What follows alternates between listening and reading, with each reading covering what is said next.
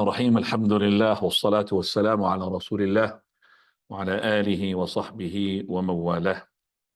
أما بعد, for tonight is the night of the 7th of Rabee al-Thani 1446, synchronizing with the 9th of October 2024. The day is the day of Al-Aakhir, the night is the night of Al-Khamis, and we are on the concise presentation of Fiqh. We are in Will and Inheritance, part 4, and this episode is episode 92. And we left it the last time. We talked about causes for inheritance and so on and so forth. I would like to have one. Can I have? You could share with your father. I'm going to give it to you. I'll tell you what. I've got it here. I've got it here. All right, sorry. I got it here. I'll give it to you. We are on page number 8, please. So I'll just bring it here in front of me. Barakallah feekum, and then I will. Okay, it's got it. Alhamdulillah.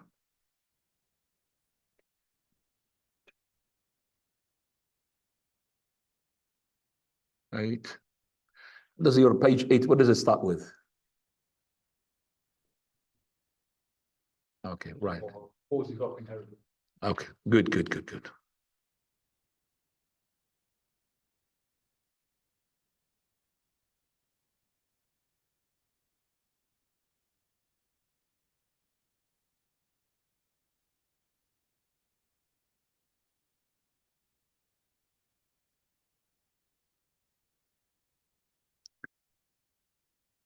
Inheritance made easy. Come on. Yeah, just hang on a second, because I want to put it in front of me here, so I know what I'm talking about, because I don't have an extra sheet for myself. That's why I'm struggling. It's going to be too much for you. You're getting it wrong. No, it's yours. No, I'm going to get it here. I'm going to get it here. I'm going to get it here. Just hang on a second. Just wait for me and I'll get it, inshallah. Islamic studies and fiqh. And I'm going to go to inheritance. I need to share as well with the online brothers as well. Abu Suhaib and full inheritance. Got it. Alhamdulillah.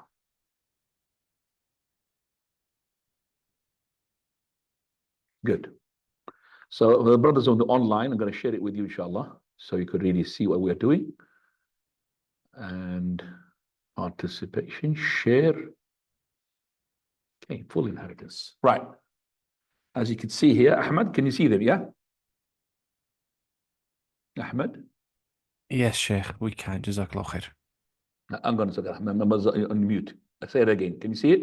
Yes, Sheikh. Jazakumullah khair. Jazak. I'm just going to page number 8.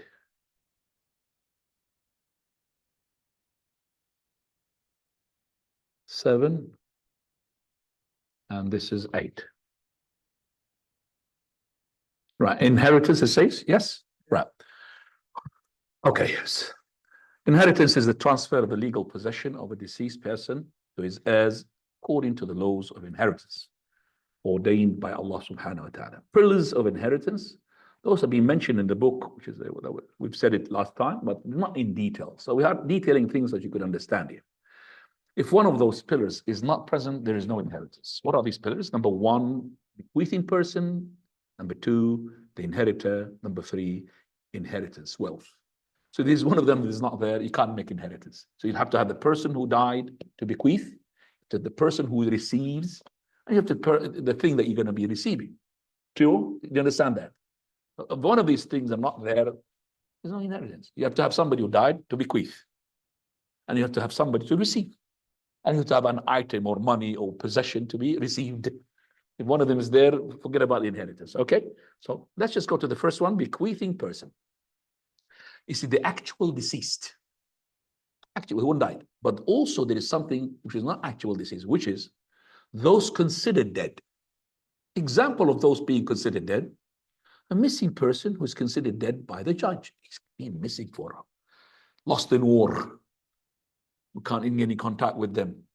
Like, for example, let's say, the 437H Indonesian airline, which nobody knows about the fate of it. It's been out since 2017 until now.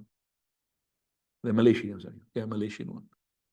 I remember it's 437 flight 437, something like this. Yeah.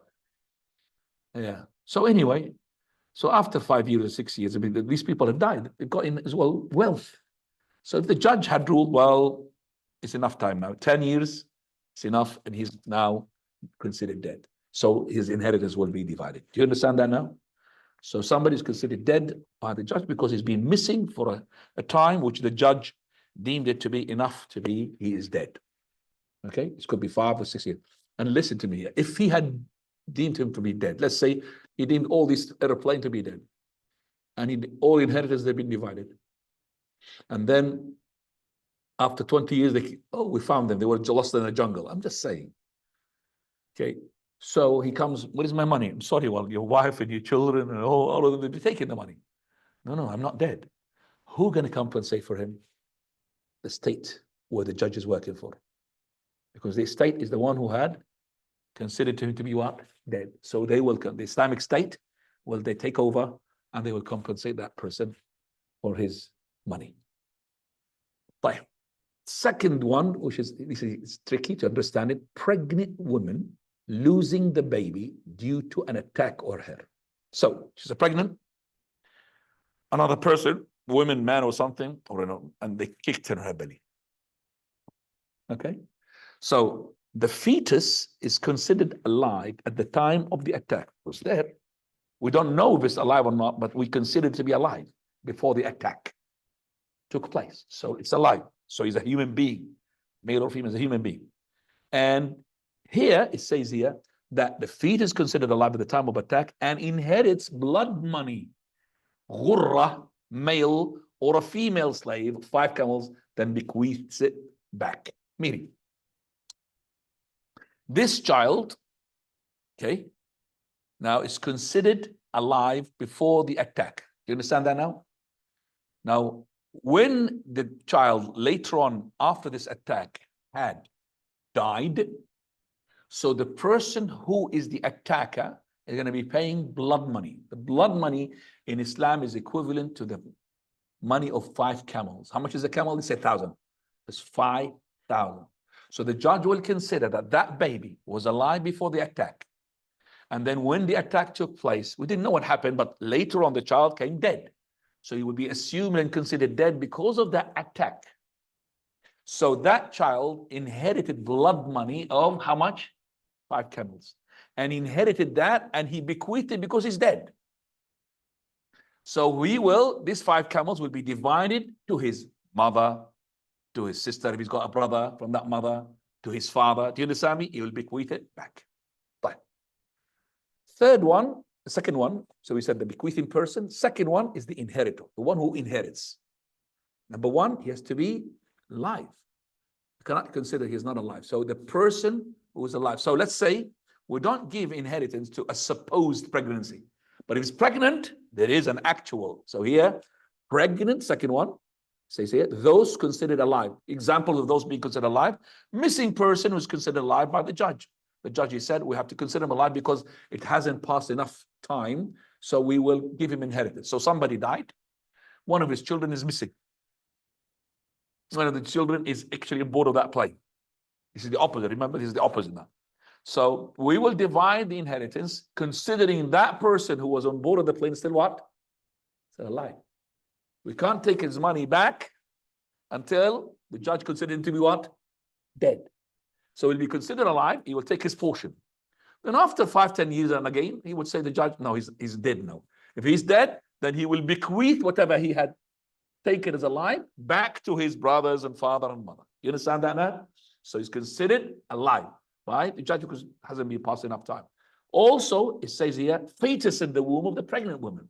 So a pregnant woman, her husband died, okay? So we will divide the inheritance in such a way that we will make money for this. We will wait. Maybe the fetus, because the fetus has to, so we will not to divide the money until this fetus is to be born, because it might not be born dead, alive. He'll be dead. He might be not one person. It could be male, could be female, it could be double males, it could be 4 females. You understand? There's the twins. Have you heard about this woman? She gave birth to 50 children. And all of them were alive in Spain. I don't know what type of womb is this. And each one is about 700 grams. Each child, 700, which is good, 600. I mean, normally it's the case 4 kilos, 3 kilos, 2.5 kilos, but this 700 grams, she had 15. Because it was not really normal pregnancy. It was through the tube, you know. Yeah, the IVF, yes. So that she 15 children, so the newspaper. And even the king of Spain, Carlos was his name, he was even donated money, and all of that, he had sent lots of nurses to help that mother with 15 children in one go. You know, 15 children, somebody will commit suicide when having such a thing. But anyway, so we'll consider that person is alive because he's a fetus. So we're not divided. And remember, Ikhwani, that this child will not inherit until he is born alive. So if he's dead, he's dead. Unless he's been attacked. But now he's dead. We don't know if he was alive or not. So he died. How is he considered alive? A sneeze, as we're going to come to it. A sneeze or a cry or a movement. But if he was coming out, no movement, no sneeze. You know when they sneeze? Or cry, okay?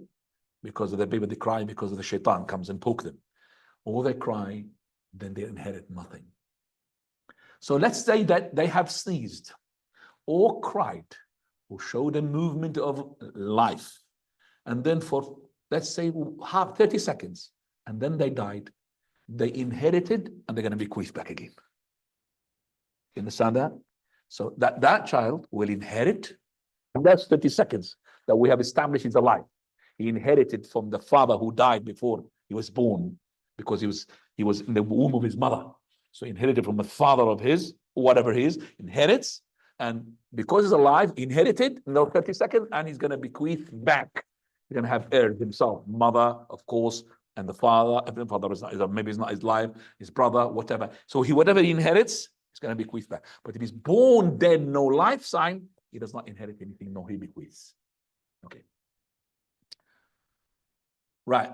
Third one says here, the inheritance. We have to have a wealth. It's not to do inherit, for example, such as instructions here. No, I'm inheriting the advice of my father. There's no rule here of bequeathing. I'm going to have 1/3 of the advice. You're going to have 1/5 of the advice. Something like property or money. So it has to be wealth, property left by the deceased. Coming now to the conditions. So the first one was the pillars. Now the conditions. Again, if one of these conditions is not present, there is no inheritance. What are these conditions? Number one, the death of the bequeathing person, or considered dead by the judge. It has to be so a person who died.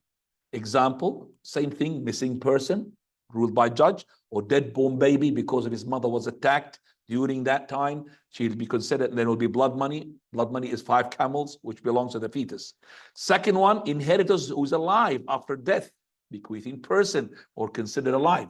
Example of inheritance considered alive, missing person, or pregnancy. And then he looks here, look, and he said, life of baby is determined by any of the following: sneezing, crying, screaming, suckling, continuous breathing, continuous moving. That is alive.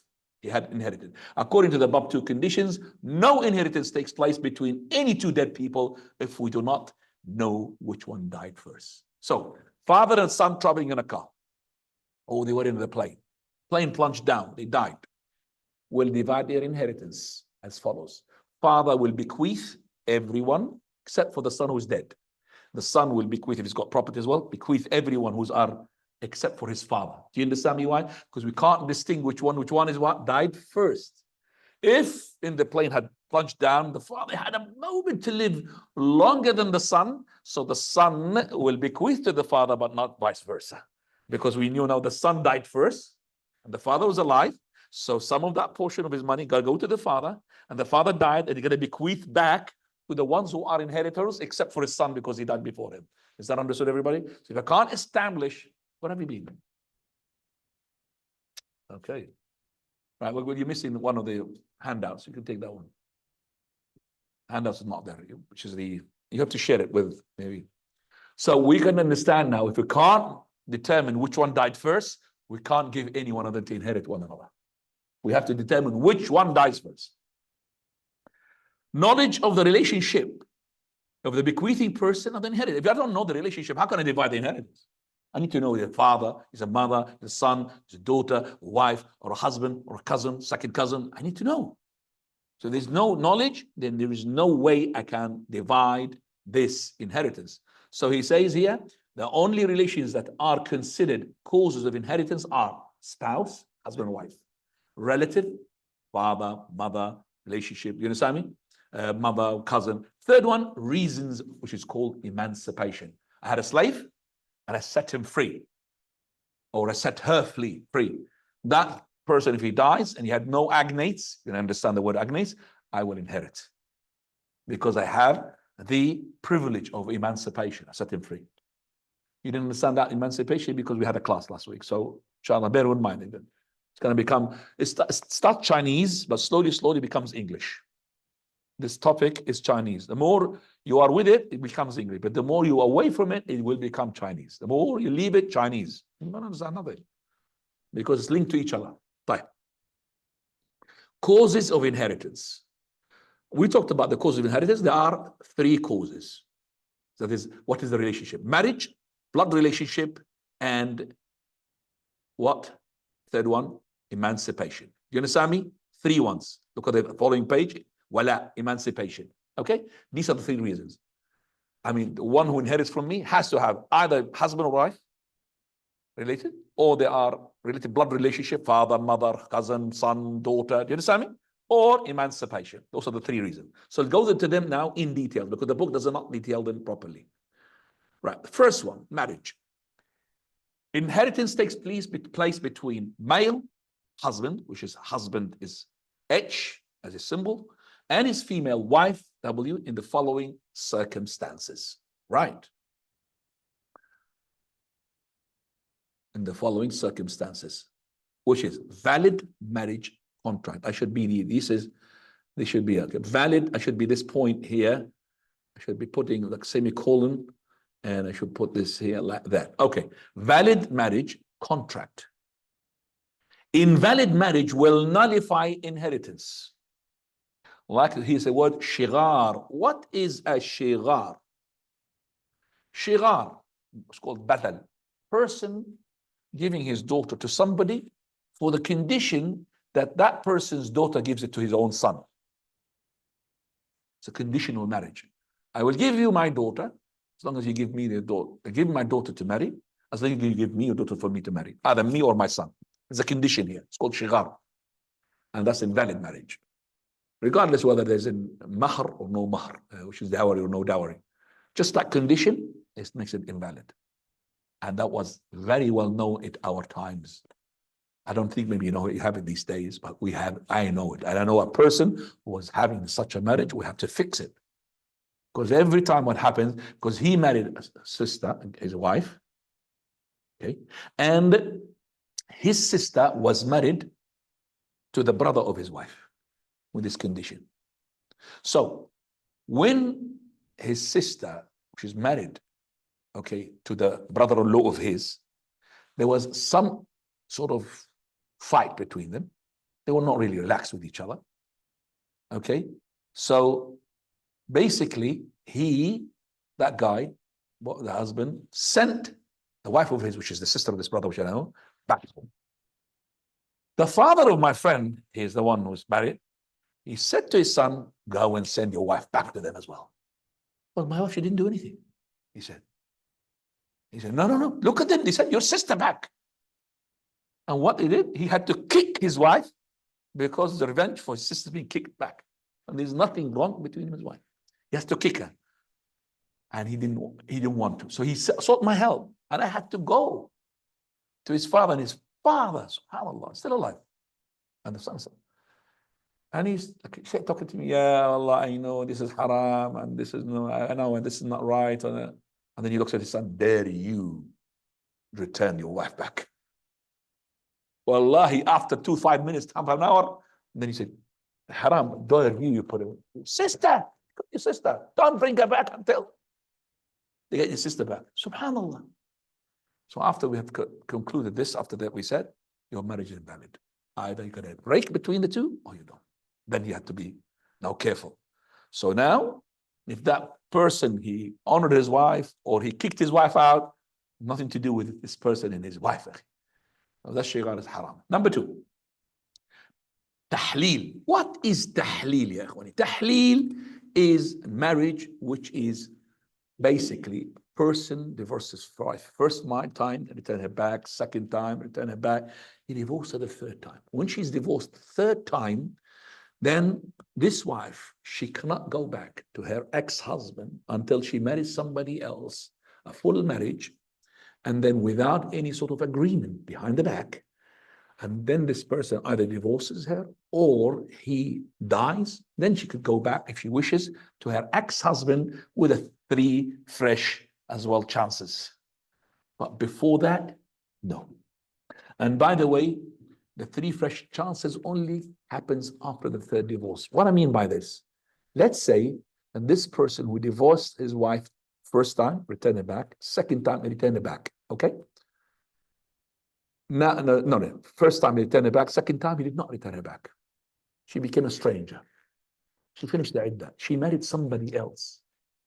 And that somebody else died or divorced her. She wanted to go back to her ex-husband. She goes back to her ex-husband with the last divorce left. It's not going to be restarted unless he goes to the third one. So once the 3 divorces took place, and then she married somebody else, then the counter goes to 0. So if she married to somebody else after the first divorce, still she's going to go back to her ex-husband if she wishes, with the left 2 chances. Do you understand me? So still counting. And these 3 divorces, we call it mabda'ul hadm. Hadm, to demolish the 3 divorces. It's only when the 3 divorces filled, then the fresh start will start. So here, tahleel, it means a person who wants to go back to his ex-wife, who had divorced her 3 times, or she wants to go back to him. So now he makes a deal to a person, some always old man, so he does not enjoy his wife. You know, he goes to him, just go make marriage, to her, contract, and then after the marriage, you divorce her. Okay, and then I'll take her back. This is called at-tays al-musta'ar. Prophet said, at-tays means the billy goat, which is borrowed billy goat. What is borrowed billy goat? Somebody who's got some goats or sheep, and he has got no female to impregnate the female. He hasn't got males. He's got a female she goats, and he wants a male to impregnate the she camels, the she goats. So he borrowed it from the neighbor. Once he's finished from him, and he impregnated his she, he returns them back. So the Prophet ﷺ, said, "Ala ukhbirukum bit-tays al-musta'ar." Shall I inform you of the borrowed billy goat? Yes, Messenger. What is that bill? He said, "Al-muhallil wal-muhallal lah." The one who makes it halal, and the one who's making it halal, and the one who's been made halal for him. Meaning, this person who had divorced his wife 3 times, and this person comes in to make an agreement with him, so he could marry his ex-wife after the 3 divorces for a certain time, so he makes it halal to this person. Do you understand that? With a deal.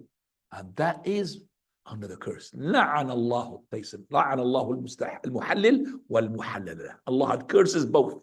The one who makes it halal for this ex-husband to marry his ex-wife again, and the one who is worse than the tays al-musta'ar is the one who had agreed with somebody else to go on, for somebody to go and make intimacy with his ex-wife and then come back to him. So it has to be with no agreement. And it has to be that this person makes a full intimacy. Prophet ﷺ, at his time it happens, so they just married contract and he divorced her. He said, no, حتى يذوق عسيلتها وتذوق عسيلتها, until the full intimacy takes place. You understand me? You've got children here. Do you understand me? Full intimacy. It's not just marriage contract or he hugs her. No. Full intimacy. Then she could go back to her ex-husband if she wishes. Fine. Now, person whom he's got a brother, and he had his brother of his, he was, old and edge, tempered person. He divorced his wife first, second, third time. After he divorced the third time, he knows his brother, he wants to go back to his ex-wife. And he knows as well his, sister-in-law, which is the wife of his brother, she wants to go back. But then is what? Now they're divorced. He himself, without making an agreement with his brother, he himself, with the intention of making this wife, ex-wife, to be halal, he goes and marry the ex-wife of his brother. You understand me? He didn't, the brother of his did not come to him and tell him to go and do this in order to make a halal. He himself, he went for the sake of making it halal to his brother. He married that woman for maybe 2 days, 3 days, and he had made the full intimacy, and so that he divorced her after that, so he could make a halal to his brother. Still haram. Still haram.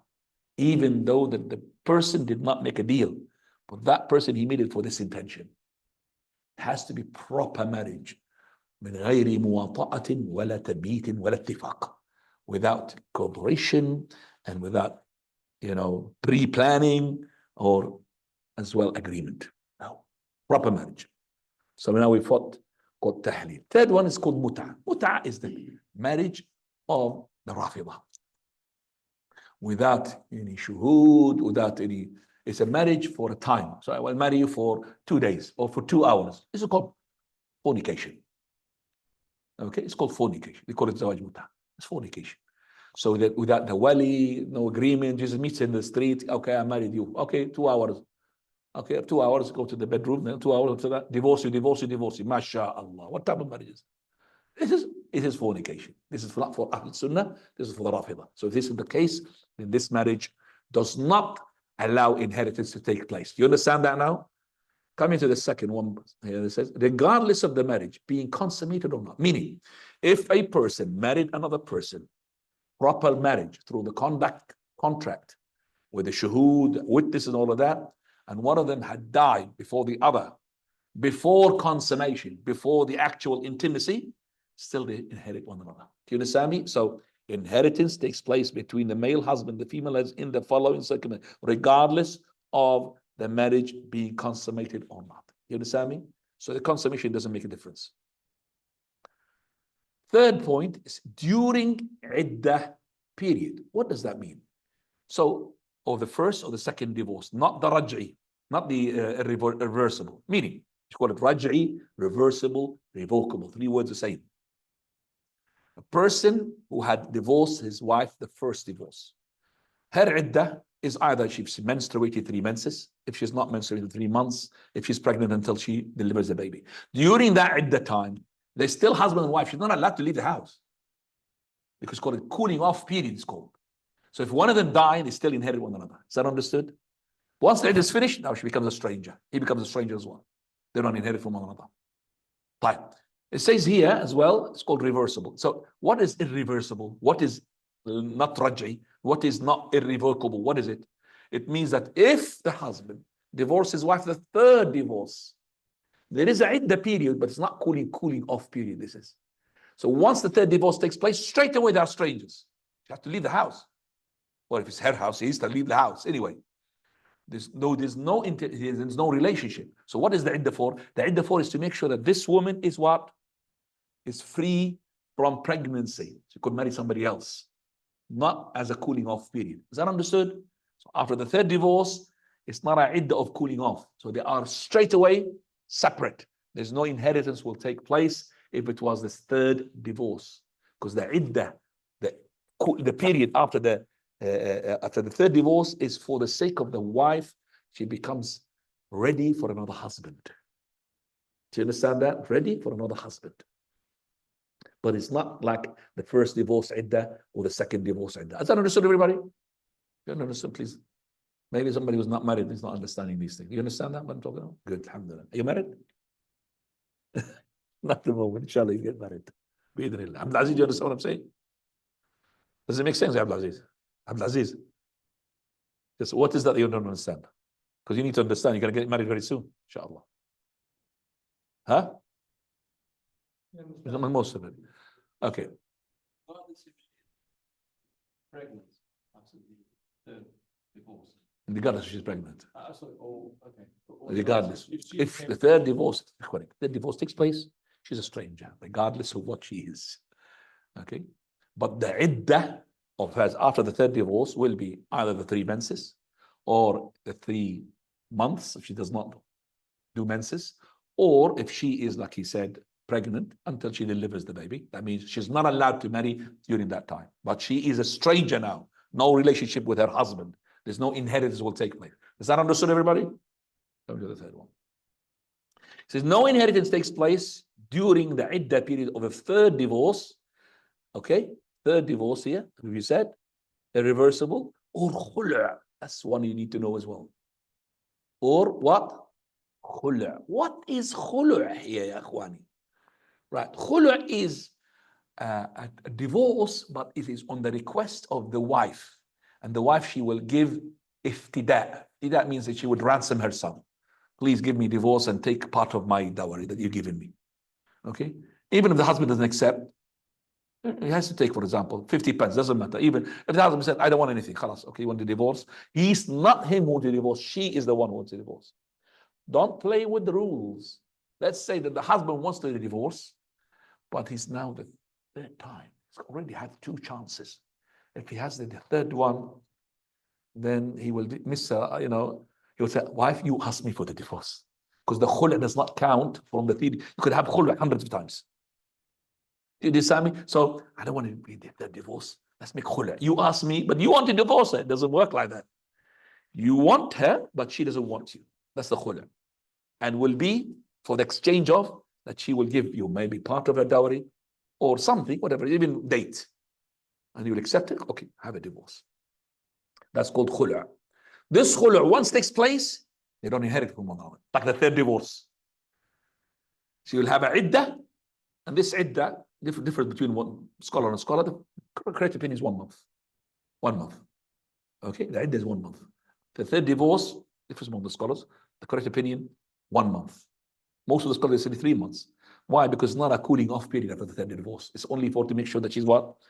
Empty. Unless she's pregnant. Same thing with the khulu'. 1 month to make sure that she's ready for another husband. If she wants to return back to the husband, no iddah. But the khulu'. So she made khulu', she became a stranger. She has to have a 1 month to marry somebody else. But if you want to marry the same husband, she could, with a new dowry, with a new witnesses, a new marriage. She could do it before the iddah is finished because he's still, he's going to be irrigate his own land. He hasn't been with somebody else. So this iddah is to make it like so that she's ready for another husband. So when this khulu' takes place, no inheritance takes place during the iddah, a period of third divorce or khulu'. Is that understood, everybody? Good. Right, I'm going to make these points at 1, 2, 3 points. So right, good. The people who are on the online, they see my modification. You don't see that. Can I? Yes, of course. Yes, why not? Taqib, you are a person we need you all the time. So this HDMI cable. Okay, don't worry. Screen's on. Put it on.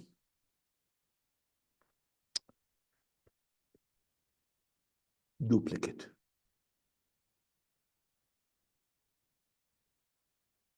You got it?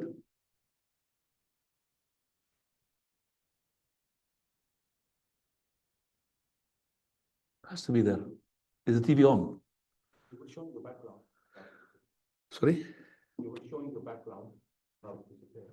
Okay, F7. Duplicate. I don't know what to do.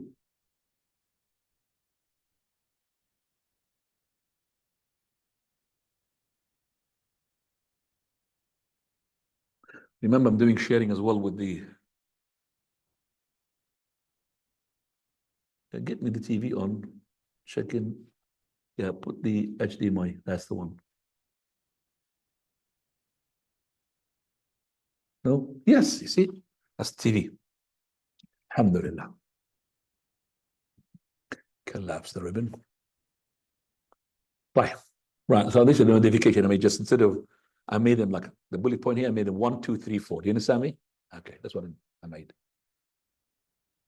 And also when I pass by something which is a foreign words, I just make them what? Italic. Okay. That's the whole thing. This is just like I would say, I call them, this is like cosmetic. Yeah, putting some sort of cosmetic here. Right.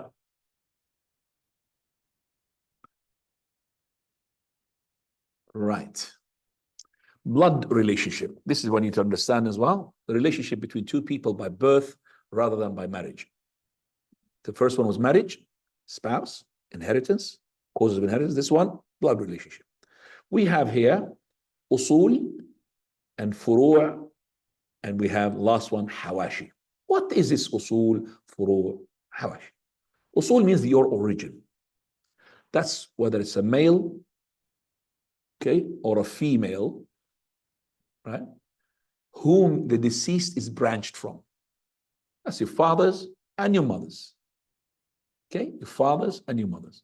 So here the male origin, M-A, oh, this is the, I made some sort of abbreviation for it, male origin, father, father of the father in ascending lineage, all the way. And then I said, except every grandfather whom the deceased is branched from through a female. So that we said, if you remember last time, father of the mother or father of the father of the mother, if you have this F-O-M here, whoever is there is not going to inherit. So this is the grandfather from your mother's side. They don't inherit. They are ineligible. Remember the word ineligible? Illegible, they are ineligible. So such grandfather is ineligible and does not inherit. Even if the whole people died of your relatives and you left with your grandfather from your mother's side, does not inherit. You call him the Arabic al-Jaddul Fasid. If I translate it word for word, it doesn't make sense. The corrupted grandfather. He's not corrupt. No, the grandfather whom his relation is corrupt to the deceased. That's the translation. But word for word, the corrupted grandfather. It's not corrupt. He could be nice and pious. But his relationship to the deceased is corrupt because it's through the female. Fine. Coming back. Second type of origin of the usul, female origin. F-E, female, origin, O-R. Mothers, paternal grandmothers, M-O-F, and maternal grandmothers, M-O-M, in ascending lineage. So M-O-F-F-F-O-M-F, doesn't matter. But except every grandmother who the deceased is branched from through an ineligible grandfather. So you remember the F-O-M here, the father of the mother, does not inherit. So that mother is a grandmother, isn't she, of his great-grandmother here? She does not inherit because this person is corrupt in his relationship. The grandfather from the mother's side is corrupt. So whoever his father or his mother, they will be corrupt in their relationship. So any grandmother whom her son lies between two females, such grandmother is ineligible and does not inherit. So he says here, any grandmother whom her son lies between two females, then such grandmother is ineligible. Here the father, this one, between two females, between the mother, this one, and this mother. You understand me? Then she's ineligible. Second one is al-furu', the branch. Here, males and females who are branched from the deceased himself, which includes male and female branch. First, male branch, M-A-B-C-H, male branch, sons, son of the sons, in a descending lineage, son of the son of the son, all of them are illegible. When I'm saying illegible, that means he might inherit. It doesn't mean he's going to necessarily inherit because it could be blocked. Remember we said the son, if he's alive, his son of a son would not inherit. So the grandfather died, son will inherit. But the son of the son, he will not be inherited because he will be blocked. But he's illegible. Let's say the son is died. So the person died, got a son, and he's got a grandson. That grandson will not inherit until the son is dead because he blocks him. But he's illegible. Whereas the grandfather from the mother's side, as I said, if everybody is dead, he does not inherit. He's ineligible. Okay. Says here, son of the son, and then it says, except every son who is branched from the deceased through a female. So again, his lineage will be corrupted. His relation will be corrupted. So your grandson from your daughter will not inherit. So let's say everybody dead, and you are, except for the son of your daughter is alive. He does not inherit. He's ineligible. Okay? Son of it. So we find S-O-D here. Okay. One down, SOS, that means the son of the daughter. Once you have this equation here, that one, any person behind him will not inherit. Sons of the daughters will not inherit. So sons of the daughters of the daughters will not inherit, because their lineage is corrupt. So let's go to the female branch. Female branch, daughter of the sons. Look, DOS, not SOD, daughter of the son. In a descending lineage, that means daughter of the son of the son. Except every daughter who is branched from the deceased through a female, which is daughter of the daughter of the son of the daughter, they are ineligible. When you have, remember, this OD, any person behind that will not inherit.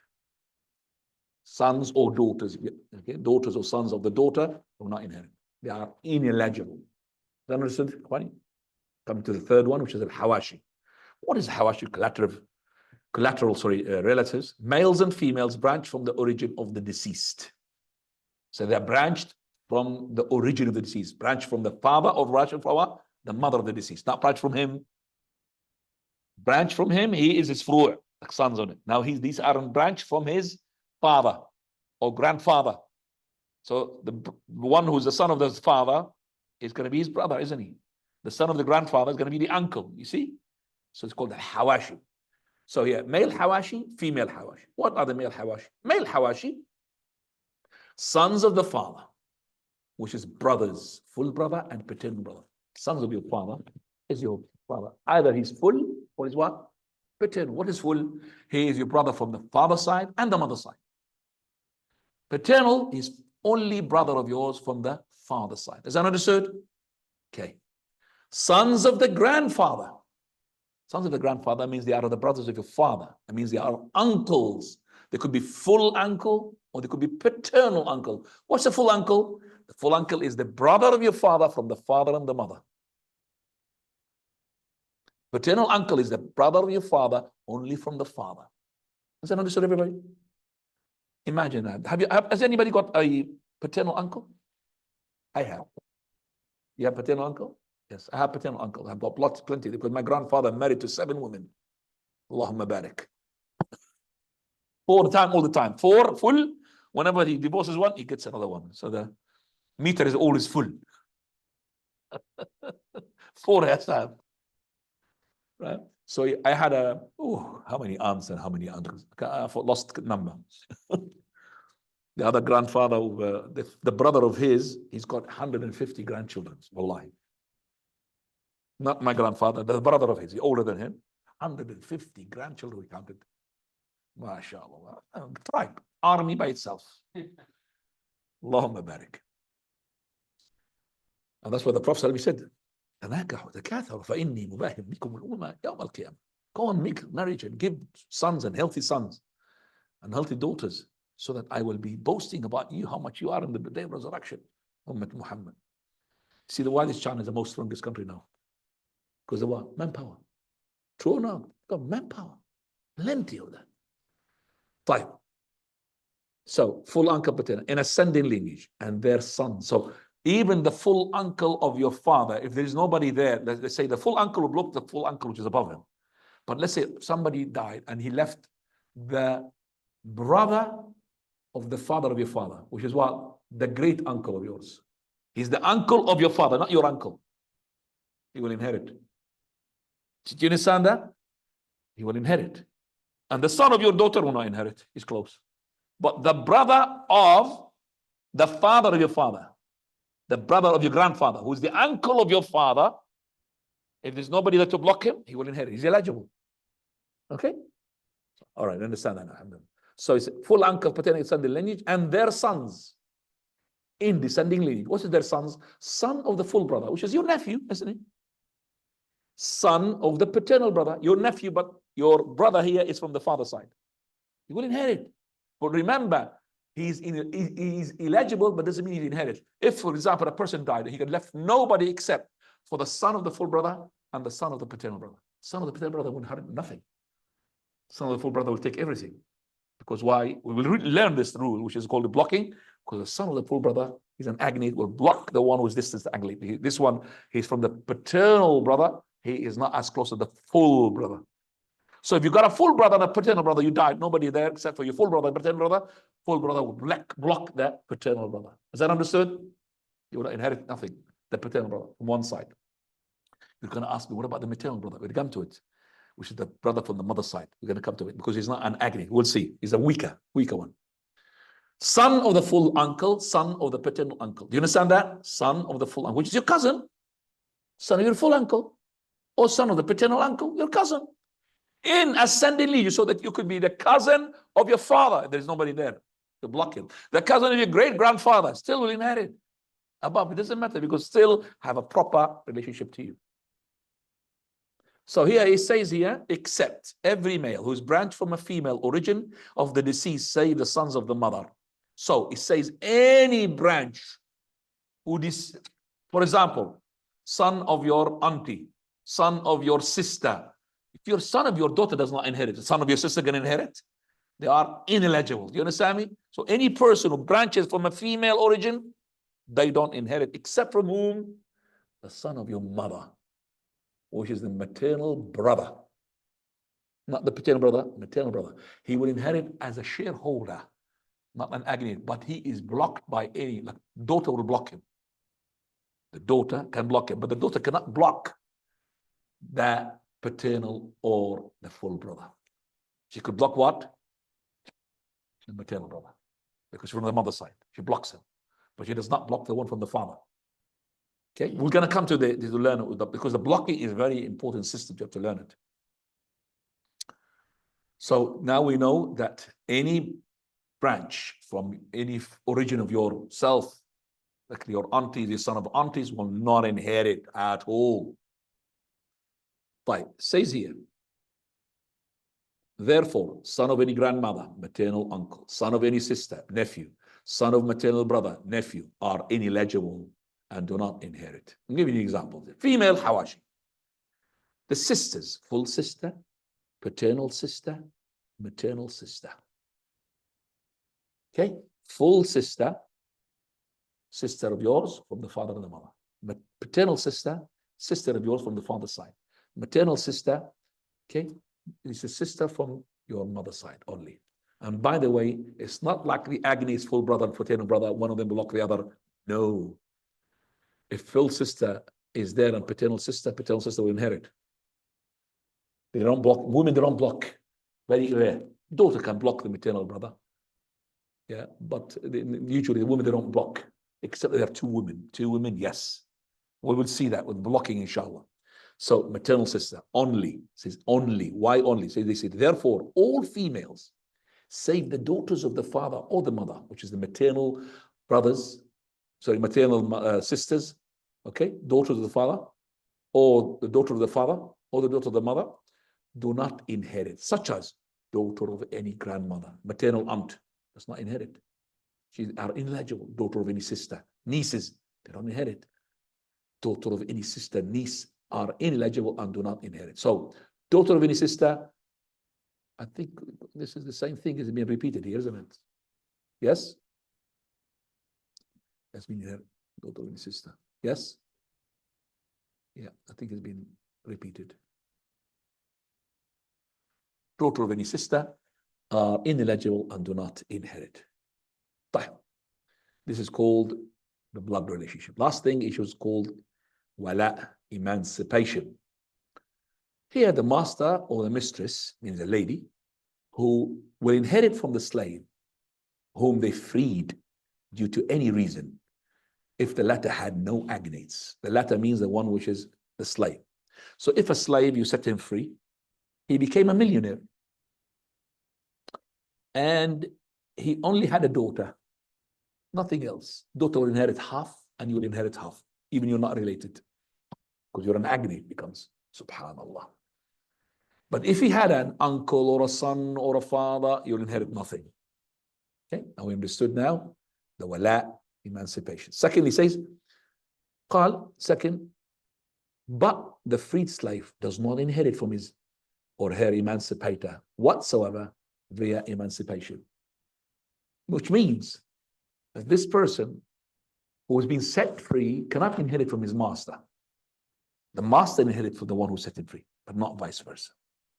If the emancipator is dead, so I am setting you, Taqib, you are my slave, I'm setting you free. Okay? Right. You claim a millionaire, and you have only one daughter. I take half, but I'm dead. My son takes the half. So I'm still inheriting you. Even if I'm dead, my agony, so then his agony by himself takes over. What's agony by himself? You will learn that inshallah in due course, according to the ABH rule. What is the ABH rule? Also, you'll learn it in due course. Don't worry about that. If the emancipator was freed slave himself, if the emancipator was a freed slave himself, then the first emancipator will inherit from the last freed slave due to emancipation. I am the one who set Taqib free, but I was a slave myself to Yusuf. He's the master. He's the one who can inherit you, not me. He's the one because he set me free and I set you free then. Okay? Right. I became a master. I got a slave yourself. And then, so you became a millionaire. You had a daughter, half and half for Mr. Yusuf. Is that understood, everybody? Yeah. Yes. Goes to the original master. Please, if you're recording this, don't think that we have free slave and all that. You know, we got a witness here. طيب. Inheritance through relations takes, and by the way, this is only the case where the second emancipator is dead and has no ABH. That is in case I myself will set you free, don't have any, I was dead and I don't have anybody, my sons are not there, then he will inherit. Okay? Inheritance through relations takes precedence over emancipation. Example, brother and sister freeing their father. What does that mean? Let's say a brother or a sister, they free the father. Okay? So they became the one, the emancipator. So when we inherit now, gives the inheritance rule, we don't give it through the emancipation, we go through what? Relation. Do you understand me? We give it through because the relationship is stronger than emancipation, the blood relationship. So we take it as a father and a son. So this person, he had set his father free. As soon as your father comes into your slavery, Islamically, you're not allowed to slaverize it. So it becomes free. So you had the emancipation now. Let's say that your father died after that, he was free. You don't inherit because of emancipation. No, you inherit because you're his son. Otherwise, any son, other son from his, they will kick you out as an emancipator. So he will take the precedence of this. Alhamdulillah, now we have finished everything that I wanted to explain to you regarding this issue. Then these eligible inheritors, you have to learn them. And I've said them last time. Do you remember? I went through them. 15 people from the males and 10 from the females. Please learn them. You have to learn them. You have like almost to memorize them. Alhamdulillah for this. And I'm just going to take this off here. Right. Okay. Right. Alhamdulillah. Right. So we'll stop here, inshallah. Once you got the adhan and we got the qama. Ikhwani, please do not miss. This class is going to get more entertaining and more, and I think you're going to get you to it. And they love it. Huh? 30 seconds. Huh? So go on, ask question.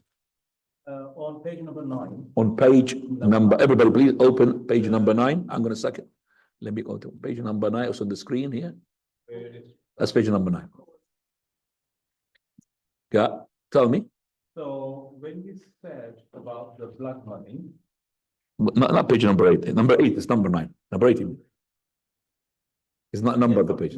Yeah, it's number 8. Go on. So the blood money, say if I get killed, there's blood money that will go to my next of kin, right? So let's say that this person, you're being killed and you had money and you had now blood money. This blood money will be added to your assets and will be divided. Yes. My family. It will be given according to the inheritance. So you're being killed, your blood money, so you're being killed. I killed you, let's say. Yeah. Okay, I had to pay, let's say, the inheritance, which is 100 camel, 100,000. 100,000 will be added to your money, which will be divided to the ones who are going to inherit you, your sons and your daughter. But let's say one of your sons had killed you accidentally.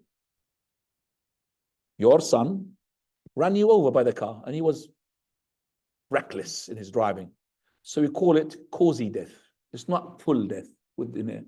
So this person will not be deprived from inheritance, but he will be deprived from the blood money. So he will be paying towards his father the blood money.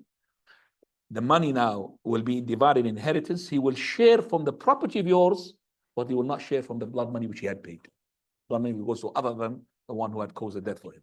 وسبحانك اللهم بحمدك أشهد أن لا إله إلا أنت أستغفرك وأتوب إليك.